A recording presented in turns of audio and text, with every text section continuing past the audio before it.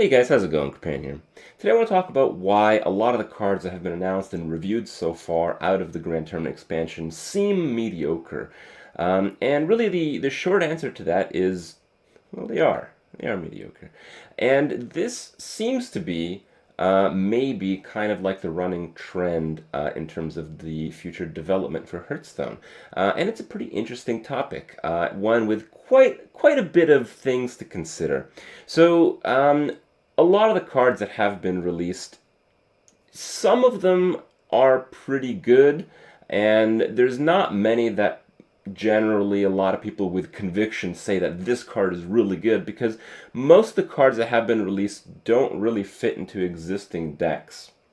And this is something that a lot of people learned through the Blackrock Mountain expansion. If you look at the Blackrock Mountain expansion, the theme was like dragons.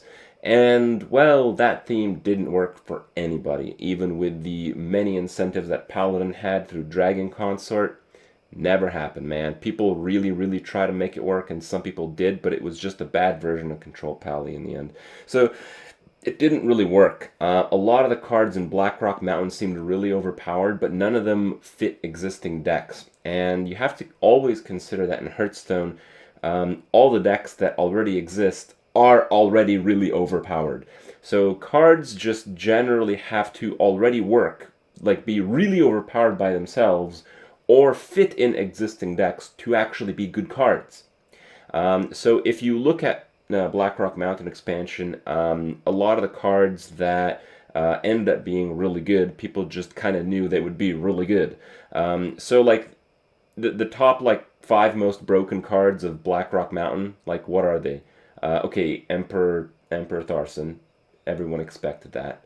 Then there's Grim Patron. Not many people expected that, but I think a lot of the public was a bit harsh on the reviewers, like myself.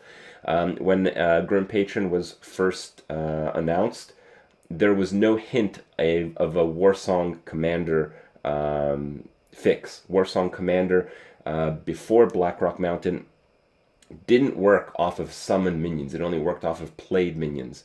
So if you can't chain grant charge to your spawned Grim Patrons, then yeah, Grim Patron would be pretty bad.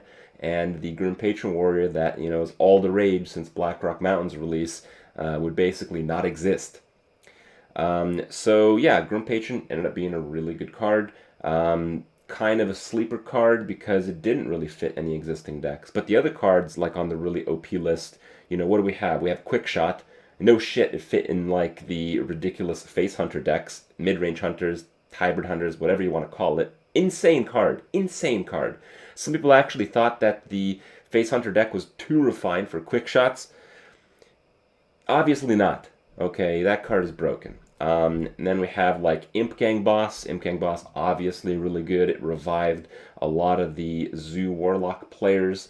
Yeah, just pretty good stuff. And like number 5 on the list is kind of tough to come up with. Like maybe Flamewaker. There was already Tempo Mage, and Flamewaker works in Tempo Mage. So, yeah, basically the five top cards of Blackrock Mountain are either like ridiculously OP on their own, work with existing decks prior to Blackrock Mountain, or is Grim Patron. So why is Grim Patron different? Grim Patron was a card that it seemed difficult to analyze because there was no deck for it. And it's very difficult to predict that. It's very difficult to say that this card will be as good in this type of deck that you have to imagine compared to the existing decks out there. So it seems like the Grand Tournament has released a lot of cards like Grim Patron. Not in the same mechanic-wise, but in the form of a card that doesn't look very powerful, that can be really powerful in a specific situation, but it's really hard to guess whether it will be or not. Now, of course, in the Grand Tournament, there are cards that are just straight up bad. There are cards that are just, pretty good by themselves, and obviously there are cards that work in existing decks. There's not many of those. A lot of the cards seem too slow, but kind of would be really powerful in certain situations. It's just that those situations don't usually happen in the current meta. But it seems like Blizzard's strategy is to not really power creep anymore, but to create like many different levels of like just interesting diversity. So while it probably not even a good example, I can just say Fist of Jaraxxus is a very interesting card. It allows play in like discard mechanic type of Warlock.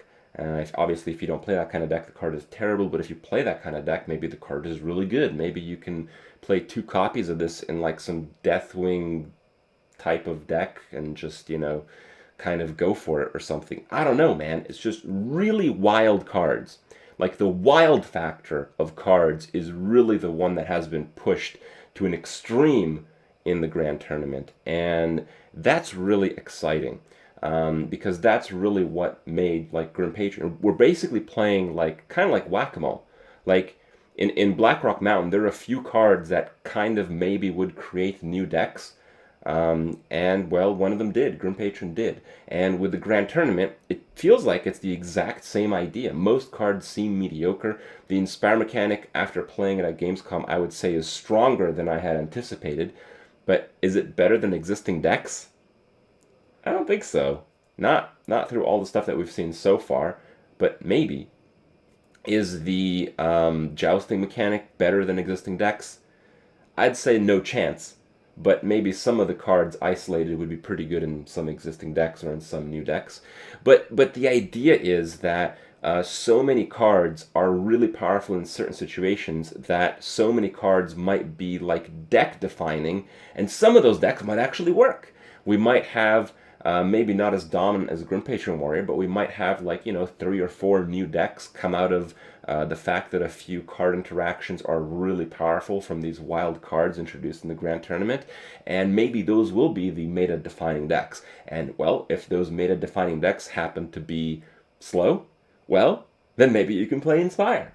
So you have to consider this. You have to consider the fact that Blizzard, while they have done a lot of testing, they mostly just released like balanced cards. Even the really bad ones, they're generally pretty balanced. And the idea is that the interaction between the cards is so wild, has so many possibilities, that it's really hard for them to control that factor, and that's usually what leads into people creating cool and interesting new decks. So that's kind of what we can expect from the Grand Tournament. That's kind of why I think a lot of the reviews have this like question mark, this unknown factor. But at the same time, I think because of Blackrock Mountain, a lot of people are a bit traumatized in the fact that even though a theme might be pushed, like the dragon mid-range, super cool kind of theme was pushed in Blackrock Mountain, that didn't work at all. So the Inspire mechanic might not work at all. The Jousting mechanic might, I would actually say probably, as a themed deck, won't work at all. But, cards, a little bit from here, a little bit from there will work, and the wild factor might determine some really cool decks. So that's what you can expect. Very difficult to see the future, but it is still very, very exciting. So hopefully you guys have this extra layer to your perspective of what to expect from the next expansion. With so many cards, so many whack-a-mole chances at crazy decks, the future is quite bright. Hope you guys enjoyed it, and I'll see you guys tomorrow.